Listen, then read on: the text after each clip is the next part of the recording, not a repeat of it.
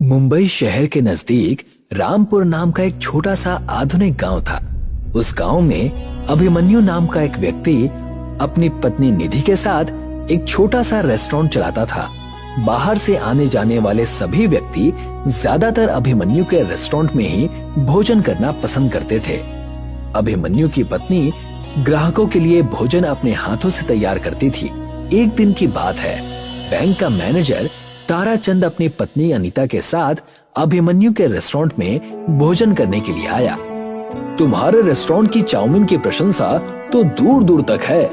आज मेरी पत्नी का चाउमीन खाने का मन हुआ तो मैंने सोचा कि सीधा तुम्हारे रेस्टोरेंट में ले आऊं। जी बिल्कुल, क्या है कि ग्राहकों के लिए मेरी पत्नी स्वयं भोजन तैयार करती है। तो फिर देर किस बात की है, जल्दी से एक एक प्लेट चाउमीन लगवाओ, पेट में चूहे दौड़ रहे हैं। अभिमन्यु ने खुशी खुशी ताराचंद और उसकी पत्नी को एक एक प्लेट चाउमीन लगवा दी। वाकई अभिमन्यु, जैसा सुना था वैसा ही पाया। मुझे आपसे एक बात भी करनी है ताराचंद जी। इस महीने मैं बैंक की इंस्टॉलमेंट नहीं चुका पाऊंगा। मेरा बेटा मुंबई शहर में पढ़ता है और उसकी इस महीने फीस जमा होनी है। अरे तो इसमें चिंता की क्या बात है, तुम कहीं भागे थोड़ी ना जा रहे हो। और वैसे भी मैं तो तुम्हें 2 गुना लोन देने के लिए तैयार हूँ। मैं तो कहता हूँ कि तुम इस रेस्टोरेंट को और बढ़ा लो, इसे एक बहुत अच्छे होटल में कन्वर्ट कर दो। नहीं नहीं ताराचंद जी, मैं अपने इस छोटे से रेस्टोरेंट में ही बहुत खुश हूँ। मैं और बैंकों के चक्कर काटने से बच गया। ताराचंद रेस्टोरेंट से बाहर निकल गया और अभिमन्यु के रेस्टोरेंट के ठीक सामने बने एक बड़े से रेस्टोरेंट को देखकर मुस्कुराने लगा। ये तो अभिमन्यु के रेस्टोरेंट से बड़ा और काफी अच्छा मालूम होता है। हाँ, रेस्टोरेंट अभिमन्यु के रेस्टोरेंट से काफी बड़ा है। ये ब्रजेश का रेस्टोरेंट है, लेकिन फिर भी आसपास के लोग अभिमन्यु के रेस्टोरेंट का खाना ही पसंद करते हैं। बैंक मैनेजर ताराचंद अपनी पत्नी के साथ कार में बैठकर चला गया। उसकी बातें दूसरे रेस्टोरेंट का मालिक ब्रजेश अपने नौकर सत्यम के साथ पीछे से चुपके से सुन रहा था। सुना मालिक, एक तो इस बैंक मैनेजर ने आपके लोन की फाइल रिजेक्ट कर दी, ऊपर से ये अभिमन्यु के रेस्टोरेंट के भोजन की तारीफ और कर रहा है, वो भी अपनी पत्नी के सामने, और हमारे रेस्टोरेंट की बुराई कर रहा है। अगर ऐसा ही रहा ना तो वो दिन दूर नहीं कि हमारे रेस्टोरेंट में बड़े बड़े और मोटे ताले लगते हुए नजर आएंगे। तुमसे कितनी बार बोला है सत्यम कि अच्छा अच्छा बोला करो, वो दिन कभी नहीं आएगा। कैसे नहीं आएगा मालिक, देखिए ना, दिन ब दिन हमारे रेस्टोरेंट में ग्राहकों की संख्या कम होती जा रही है। ये बात तो तुम्हारी बिल्कुल सही है सत्यम, कि अभिमन्यु के रेस्टोरेंट की वजह से मुझे बहुत नुकसान उठाना पड़ रहा है। अभिमन्यु के रेस्टोरेंट में सारा भोजन उसकी पत्नी निधि तैयार करती है। आप भी अपने रेस्टोरेंट का भोजन अपनी पत्नी से तैयार क्यों नहीं करवाते? ये कैसी बातें कर रहे हो तुम? मेरी पत्नी को तो भोजन बनाना ही नहीं आता। पिछली बार तुमने खुद उसके हाथ के बने हुए आलू के पराठे खाए थे और अगले दिन तुम बीमार पड़ गए थे। इसमें तो कोई शक नहीं। चिंता मत करो सत्यम, मेरे दिमाग में एक योजना है। मुझे पता लगा है कि बैंक मैनेजर ताराचंद का ट्रांसफर कुछ ही दिनों में हो जाएगा और नया बैंक मैनेजर मेरा बहुत दूर का रिश्तेदार है। अभिमन्यु के रेस्टोरेंट में सारे पैसे बैंक के लगे हुए हैं और उसकी जमीन बैंक के पास गिरवी रखी हुई है। मैं अपनी खोपड़ी से ऐसा चक्कर चलाऊंगा कि अभिमन्यु सड़क पर आ जाएगा। अपने रेस्टोरेंट के अंदर जाकर बैठ गए, तभी वहां पर एक अजीब सा दिखने वाला व्यक्ति जिसने बहुत गंदा कोट पहन रखा था रेस्टोरेंट में आकर बैठ गया। मुझे बहुत जोरों की भूख लगी है, जल्दी से बर्गर, पिज्जा और एक ब्लैक कॉफी लेकर आओ। सत्यम उस व्यक्ति को देखकर बुरा सा मुंह बनाते हुए बोला, तुमने कितने गंदे कपड़े पहन रखे हैं। जिस कुर्सी पर तुम बैठे हो जानते भी हो वो कुर्सी कितनी महंगी है। तुम्हारी वजह से ये कुर्सी भी गंदी हो गई।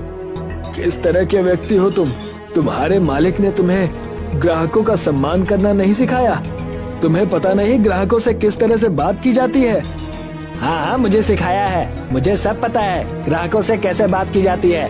ग्राहक भी तुम्हारे जैसे गंदे कपड़े पहनकर इतने आलीशान और अच्छे रेस्टोरेंट में नहीं आते। बस बहुत हो गया, अब तुम मेरा अपमान कर रहे हो। देखो, तुम मुझे नहीं जानते मैं कौन हूँ, और हाँ, किसी भी व्यक्ति के कपड़ों से उसके व्यक्तित्व का अंदाजा नहीं लगाया जा सकता। कभी कभी आंखों के सामने नजर आने वाला सच भी सच नहीं होता। लगता है कोई पुरानी घिसी पिटी हिंदी पिक्चर देखकर आए हो तुम। तभी वहां पर ब्रिजेश आ गया। क्या हुआ सत्यम, क्या बहसबाजी हो रही है? देखिए ना मालिक, इस व्यक्ति ने कितने गंदे कपड़े पहन रखे हैं। इसके कोट की हालत देखिए, ऐसा लगता है जैसे कि सालों से कोट की धुलाई ही नहीं हुई है। ऊपर से ये व्यक्ति आपके ऊपर आरोप लगा रहा है। मेरे ऊपर आरोप लगा रहा है? मैं कुछ समझा नहीं। बोल रहा है कि तुम्हारे मालिक ने तुम्हें ग्राहकों से बात करने की तमीज नहीं सिखाई। हाँ तो क्या गलत बोल रहा हूँ मैं? तुम्हारा नौकर मेरा ऑर्डर लेने की बजाय मेरे कपड़ों को देख रहा है। इस रेस्टोरेंट में तुम्हारे जैसे गंदे दिखने वाले व्यक्ति नहीं आते। मेरे नौकर ने बिल्कुल सही कहा। मुझे भी शक है कि तुम्हारी जेब में पैसे होंगे या नहीं। तुम्हारी जगह यहाँ नहीं है, वो सामने वाले उस रेस्टोरेंट में है। जाओ, जाकर वहीं बैठो। ब्रिजेश की बात सुनकर वो व्यक्ति क्रोधित होकर उठकर खड़ा हो गया और सीधा अभिमन्यु के रेस्टोरेंट में जाकर बैठ गया। जी, क्या लेंगे आप? मुझे एक चीज बर्गर और बढ़िया सी ब्लैक कॉफी। जी, अभी लगवाता हूँ। अभिमन्यु ने तुरंत उस व्यक्ति का ऑर्डर लगवा दिया। वो व्यक्ति बर्गर और ब्लैक कॉफी पीकर बहुत खुश होकर बोला, वाकई मैंने तुम्हारे रेस्टोरेंट की प्रशंसा सुनी थी। लोग तुम्हारे रेस्टोरेंट की बिल्कुल सही प्रशंसा करते हैं और तुम्हारी ब्लैक कॉफी पीकर तो मुझे मजा आ गया। जी, बहुत बहुत धन्यवाद। इतना कहकर वो व्यक्ति अपनी जेब टटोलने लगा।